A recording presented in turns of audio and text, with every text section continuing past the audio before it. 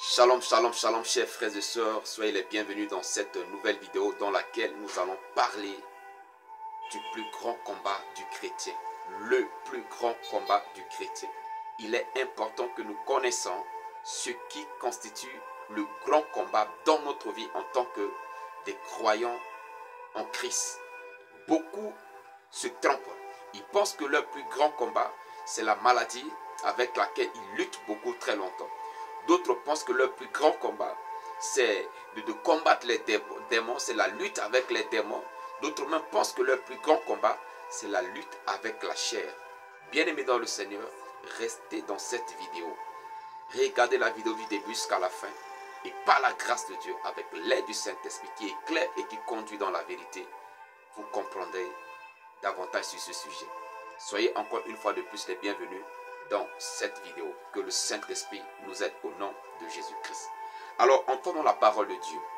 Dans 1 Timothée, le chapitre 6, le verset 12, l'apôtre Paul va exhorter Timothée en disant « Combat le bon combat de la foi ».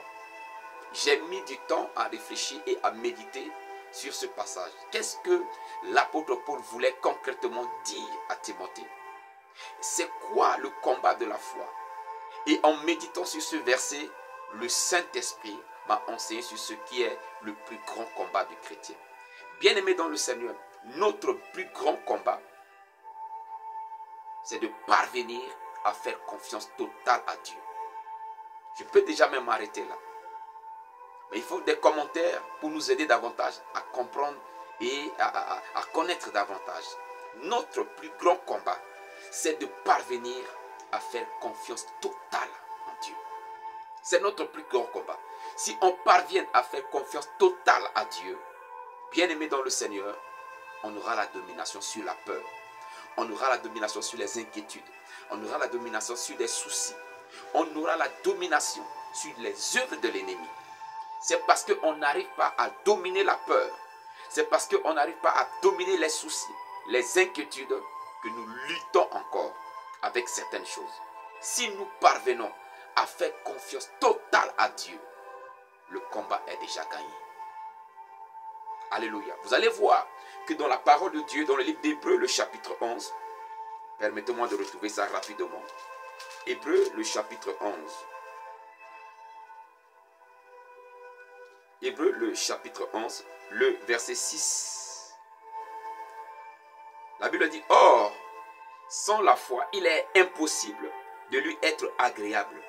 Car il faut que celui qui s'approche de Dieu, 1, croit que Dieu existe, 2, et qu'il est le rémunérateur de ceux qui le cherchent. » Bien-aimés dans le Seigneur, si nous doutons de l'existence de Dieu, si nous doutons de la capacité de Dieu à nous secourir, si nous doutons de la capacité de Dieu à nous délivrer, à nous guérir, si nous doutons de la capacité de Dieu à pourvoir à nos besoins, si nous doutons de la capacité de Dieu à nous protéger et à nous arracher des dangers, nous ne pouvons pas obtenir quelque chose de Dieu. Nous ne pouvons pas vaincre l'adversité. Nous ne pouvons pas gagner les batailles de notre vie et de notre destinée.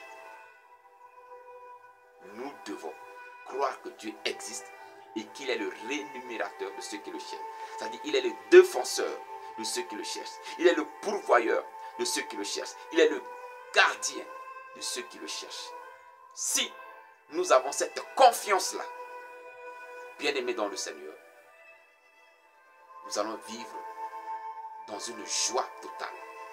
Nous allons vivre dans une paix que l'argent de ce monde ne peut donner, une paix que les belles voitures de ce monde ne peuvent donner, une paix que les belles maisons de ce monde ne peuvent donner, mais une paix qui vient du trône de Dieu. Si nous parvenons à faire confiance à Dieu, notre plus grand combat, c'est de parvenir à faire confiance en Dieu. Avez-vous véritablement confiance en Dieu?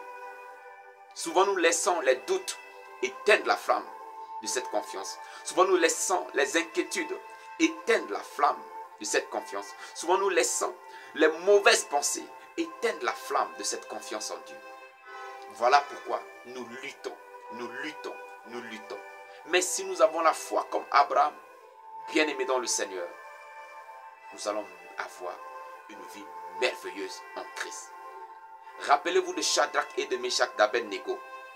La parole de Dieu dit, ces trois amis de Daniel, ils avaient une confiance totale en l'Éternel.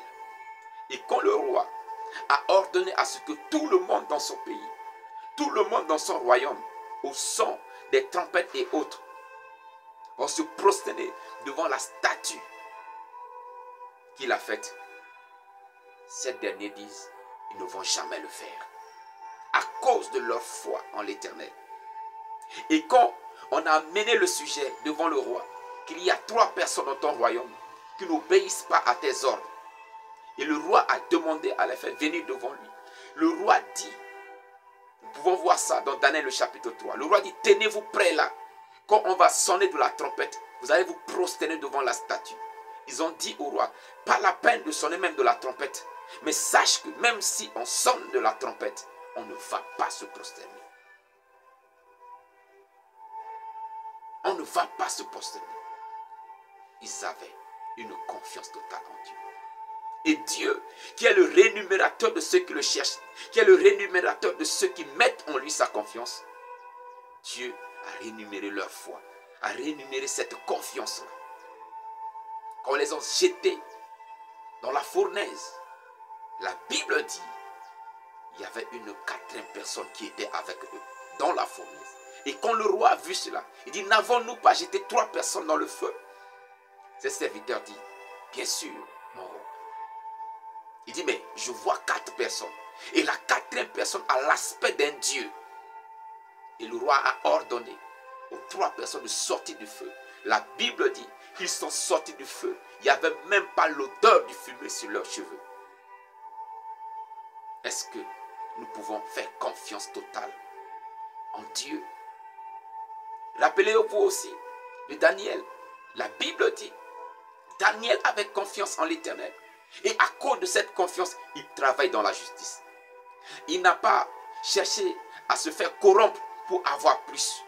Il se contentait de ce qu'il gagnait, de ce qui était à sa disposition. Et il mettait sa confiance dans l'Éternel. Et quand on complotait contre lui, il a gardé la confiance en l'Éternel. Il a gardé la confiance en l'Éternel. Bien-aimé dans le Seigneur. Et quand il était arrivé qu'on l'a jeté dans la fosse aux lions, le Dieu en qui Daniel a mis sa confiance a protégé, a préservé Daniel des griffes des lions. Dieu l'a protégé. Pourquoi? Parce qu'il a mis sa confiance en l'Éternel. Il a mis sa confiance en l'Éternel. Et David, dans sa confiance en l'Éternel, il dit quoi? L'Éternel est mon berger, je ne manquerai de rien. Pas parce que je suis un roi, non, mais parce que l'Éternel est mon berger. Parce que c'est l'Éternel qui prend soin de moi. Parce que c'est l'Éternel qui veille sur moi. Sachant que c'est l'Éternel qui veille sur lui. Il dit, si 1000 tombent à mes côtés, 10 000 à ma droite, je ne serai pas atteint. Pourquoi? Parce que c'est l'Éternel qui veille sur lui. Bien-aimés dans le Seigneur, pouvons-nous parvenir à faire confiance totale en Dieu? Confiance totale. Pierre manquait cette confiance. Pierre n'avait pas cette confiance. Le Seigneur Jésus a appelé Pierre. Il dit, viens, tu es un pêcheur de poissons. Mais dorénavant, je ferai de toi un pêcheur d'hommes. Pierre a commencé à marcher avec le Seigneur Jésus. Mais il avait toujours des doutes. Il avait toujours des inquiétudes. Un jour, il a posé la question au Seigneur Jésus. Il dit, Seigneur, j'ai tout laissé pour te suivre. On a tout laissé pour te suivre. Mais quelle sera notre part? Parce qu'il s'inquiétait des choses de ce monde. Le Seigneur lui a dit, pour le rassurer, qu'il n'y a personne dans ce monde à tout laisser pour le suivre, n'a pas trouvé ce qu'il a laissé. D'abord, dans ce monde et ensuite dans le royaume céleste. Le Seigneur a dit cela pour rassurer Pierre. Mais vous allez voir que malgré tout, Pierre n'avait toujours pas confiance en l'Éternel.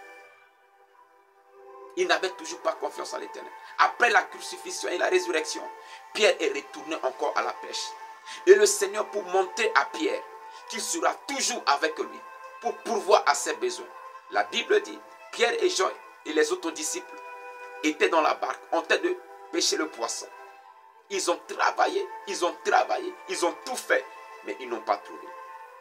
Et après, ils ont vu quelqu'un au bord de l'eau. Il dit, vous n'avez pas de quoi à manger les enfants? Jetez le filet de tel côté. Et quand ils ont jeté le filet, ils ont eu une grande quantité de poissons. Le Seigneur a fait ça avant d'appeler Pierre. Mais Pierre a laissé les doutes, les inquiétudes, l'aveugler, oublier. Et le Seigneur a poussé Pierre à faire encore. Il a fait encore le même miracle. Mais Pierre ne voyait pas.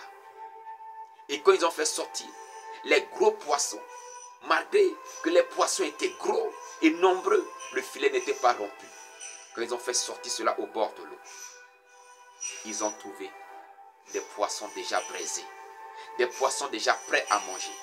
Le Seigneur a fait cela pour montrer à Pierre que je serai toujours là pour pourvoir à vos besoins. Bien-aimés dans le Seigneur, est-ce que nous pouvons faire confiance totale en l'Éternel? Est-ce que nous pouvons faire confiance totale en l'Éternel? C'est le plus grand combat. C'est le plus grand combat que nous pouvons mener. Le combat qui consiste à vaincre les doutes, à vaincre les mauvaises pensées, à vaincre les soucis, à vaincre les inquiétudes et à faire confiance totale en Dieu. Beaucoup cherchent à se suicider. C'est parce qu'ils ne parviennent pas à faire confiance totale en Dieu. Beaucoup abandonnent la foi. C'est parce qu'ils n'ont pas la confiance en l'Éternel. Beaucoup quittent l'église pour aller derrière les féticheurs, derrière les marabouts, pour chercher la solution à leurs problèmes. C'est parce qu'ils n'ont pas confiance en l'Éternel. Beaucoup de serviteurs de Dieu ont laissé le Saint-Esprit, mais ils vont aller chercher les fétiches pour opérer avec dans l'église du Seigneur. C'est parce qu'ils n'ont pas confiance en l'Éternel. Bien-aimés dans le Seigneur, celui qui nous a appelés, il est fidèle. Il n'abandonne pas. Voilà pourquoi le Seigneur Jésus a dit, vous aurez des tribulations dans le monde, mais prenez courage, j'ai vaincu le monde. Et il ajouta, je serai avec vous jusqu'à la fin du monde. Il a promis d'être avec nous jusqu'à la fin du monde.